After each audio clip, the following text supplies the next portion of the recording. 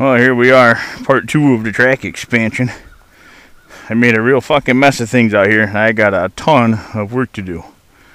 But the basic form of it is here. If you're familiar with the track, I mean, that's all still the same. Except for after the table, the first 180 is now a 90. It comes down here, a little bit more swooping turn.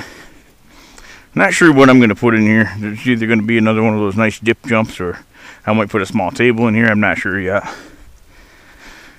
And there's an 180 there, and then another 180 back up here. A little bit shorter run to this ramp that gives me all the problems, which I reworked a little bit. I think it's better, but I haven't run anything fast to make sure. Up around my bank corner, launch off the clay face jump there. Lots of room to run off that now. I may turn that into a table. I might bring some of this extra material I got over here.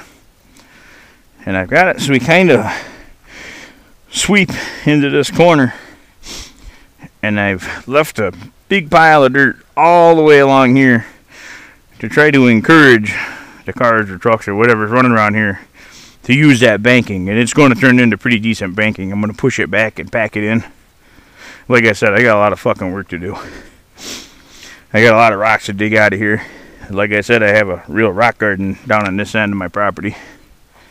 But I'll use the rocks over in the crawling area that's down in the woods there. I did some with the rototiller to get rid of the side. As you can see, some of it's still left because the rototiller uses these little steel, butter steel shear pins in it. And the first time they smell a rock, they break. Went to the hardware store and got some different ones to try because I don't want to put bolts in it. You put hardened bolts in your rototiller and you hit a serious rock, and rather than breaking the shear pin that's supposed to take the abuse, you'll break the tines in the rototiller and then it's fucking junk. So I gotta find a soft bolt or some happy medium, a better shear pin, something. Because I didn't make it 3 feet with that fucker and it broke the pin that I just put in it. And there's one for each side because it's a double tine. So the rototiller let me down immediately. I was more pissed off than a midget trying to play with a yo-yo, I'll tell you. So I come in here with my tractor and I backbladed it with the bucket, and it worked a little bit better than last night. I just had to work it a little bit different, a little bit harder. I think most of it now I can clean up by hand. I just laid the pipe out here just to get the layout so it was more than an image in my head. I wanted to see what the fuck I had here. All my lanes are 8 foot, which is a little on the tight side.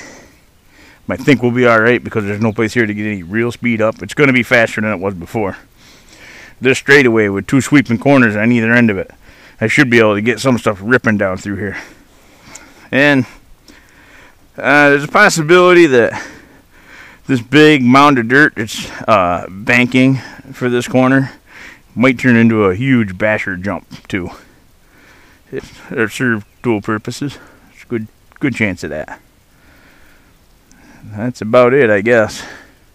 Here I stand in the fucking mud and rocks. We're good at going. Right now you stand here and you look and like, oh my god, there's so much fucking work here. What was I thinking? But I've been here many times. Once you start doing that work, it amazes you how fast it starts to come together right before your eyes. So hopefully part 3 will be a running video.